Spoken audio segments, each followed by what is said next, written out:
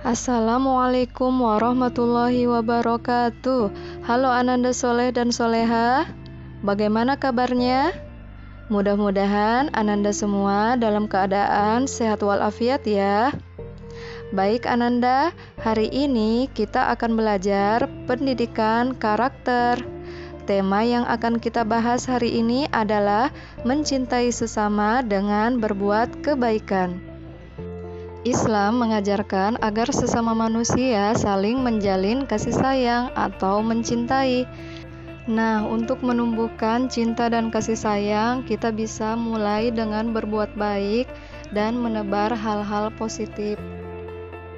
Baik Ananda, mengapa kita harus berbuat baik? Ya, jadi berbuat baik adalah perintah Allah. Berbuat baik sudah jelas menjadi kewajiban bagi setiap manusia dan perlu dipelihara sejak kita kecil, bahkan hingga kita tua renta. Dengan kebaikan, manusia bisa saling berbagi kebahagiaan dan memberi banyak manfaat baik bagi dirinya sendiri maupun orang lain. Jangan ragu untuk berbuat kebaikan sekalipun dalam hal kecil.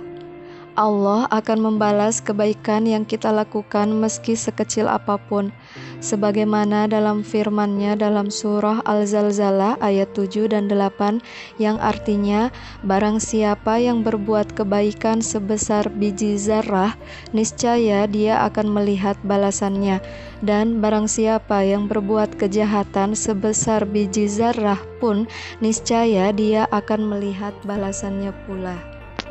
Selanjutnya, alasan mengapa kita harus berbuat baik terhadap sesama, karena kita manusia adalah makhluk sosial.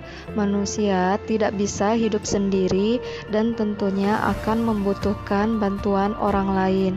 Jadi perlu terjalin hubungan yang baik antar teman, tetangga maupun di masyarakat agar satu sama lain bisa saling menghargai dan saling membantu.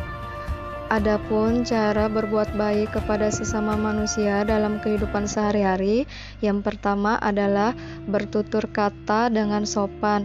Jadi, kalau kita terbiasa berbicara sopan, maka suatu saat kita juga akan dihargai oleh orang lain.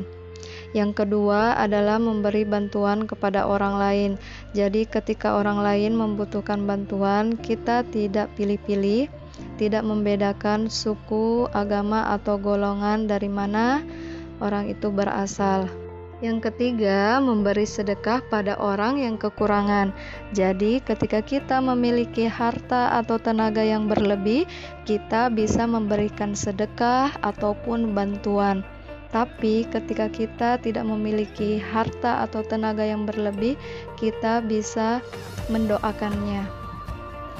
Yang keempat, tidak menyakiti fisik dan perasaan orang lain. Baiklah Ananda, itulah tadi pembahasan mengenai bagaimana mencintai sesama dengan berbuat kebaikan. Jadi agar hidup kita benar-benar memberi manfaat yang banyak bagi manusia, maka lakukanlah segala kebaikan itu semata-mata hanya karena mengharap ridho Allah. Semoga kita termasuk orang yang senantiasa berbuat baik kepada sesama manusia. Amin. Untuk tugasnya, coba Ananda ceritakan perbuatan baik apa yang pernah Ananda lakukan terhadap orang yang ada di sekitar Ananda. Misalnya Ananda pernah berbuat baik kepada orang tua, ataukah sahabatnya, ataukah gurunya. Jadi terserah ya, Ananda mau pilih yang mana pengalamannya yang paling diingat. Tugas dikirim dalam bentuk video ya. Baik Ananda, cukup sekian dari Bunda. Terima kasih atas perhatiannya. Wassalamualaikum warahmatullahi wabarakatuh.